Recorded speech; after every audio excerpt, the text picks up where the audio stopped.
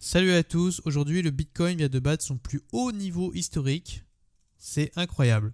La courbe est vertigineuse. Mais qui dit courbe vertigineuse dit aussi risque de descente monstrueuse comme on l'a connu en 2017. Donc là vous vous dites, il faut sûrement vendre, mais si je vends maintenant, je vais peut-être louper une montée du Bitcoin à 100 000 $, voire plus. Mais là est le dilemme du Bitcoin. C'est très difficile de savoir où sera le top de ce cycle haussier. Un adage connu en trading dit de ne pas essayer de vendre les tops et acheter les bottoms. Eh bien c'est vrai, essayer de timer le marché est très difficile et même les meilleurs traders n'y arrivent pas. C'est pourquoi moi j'ai décidé de vendre une partie de mon bac de crypto-monnaie en USDT. Et là vous vous dites, ok, l'USDT ça protège du bear market, mais ça rapporte zéro, ça ne fait pas gagner d'argent. Eh bien détrompez-vous, je vais vous montrer comment faire travailler votre USDT sans risque. Croyez-moi, vous allez être surpris. C'est parti.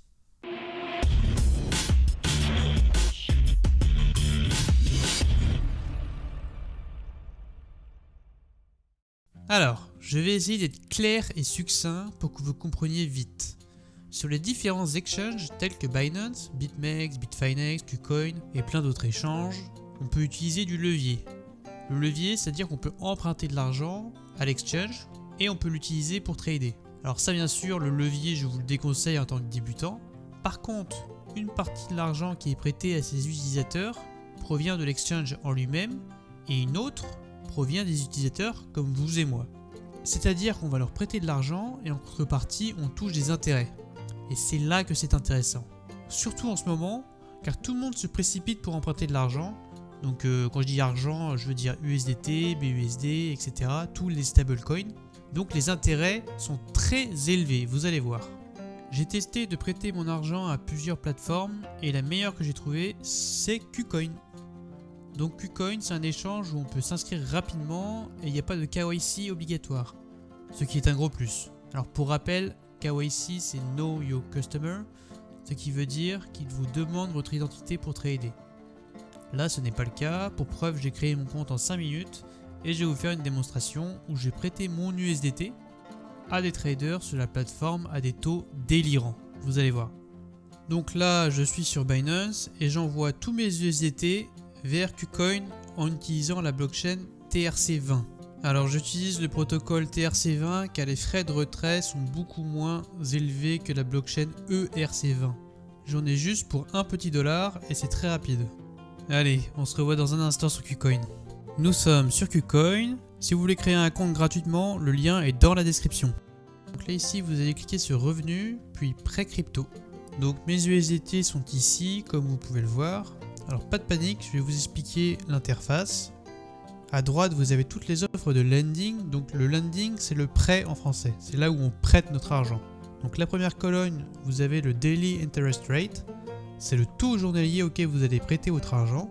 Donc là, vous pouvez voir des taux absolument délirants.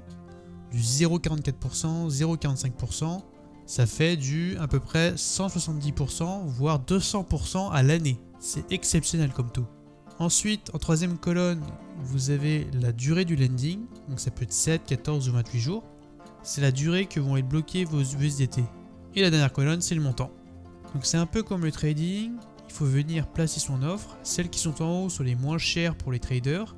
Et c'est celles qui sont prises en premier, bien évidemment. Mais parfois, il y a tellement de demandes, comme aujourd'hui, que les taux sont super élevés. Donc là, je vais vous faire une démonstration. Je vais placer mes 4000 USDT à un taux de, on va essayer 0,44% environ, et sur 28 jours. Donc là vous pouvez voir que ça va rapporter 520 $ en un mois à peine, c'est énorme. Donc là maintenant je vais pouvoir cliquer sur Lend USDT et j'attends que mon offre soit prise par un trader. Donc là vous pouvez voir que mon ordre est ouvert, on peut également le voir dans les offres de prêt à droite. Donc là on va attendre un peu, j'accélère la vidéo. Donc là on peut voir que mon ordre a été partiellement fill en haut à droite, mais en bas il me dit qu'il n'a pas rempli une partie de mon ordre. Ça je pense que c'est un bug d'affichage sur KuCoin. Pas grave, je vais refaire l'ordre. Donc là en effet il ne me reste plus que 1501 $, le reste est parti au lending, ce qui est très bien. Je vais mettre le reste, on va dire, allez on va essayer 0,45%. Et voilà, c'est parti également, très rapidement, oh là là. Donc là, tout mon USDT a été emprunté. Donc on peut voir le détail ici.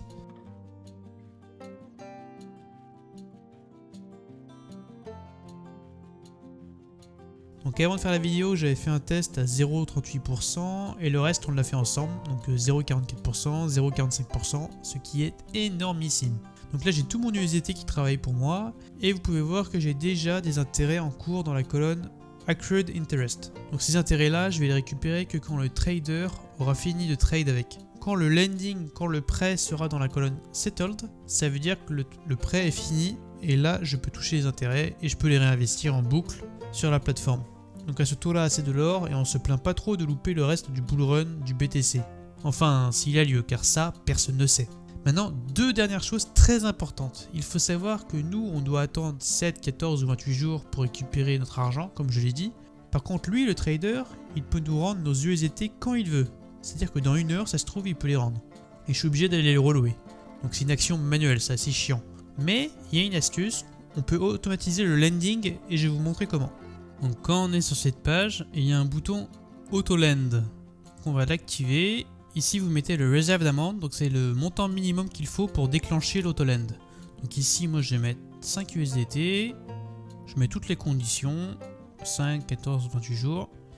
Et ici je vais mettre un taux d'intérêt à on va dire 0,20, ça me paraît pas mal là. C'est un peu les taux j'ai l'impression.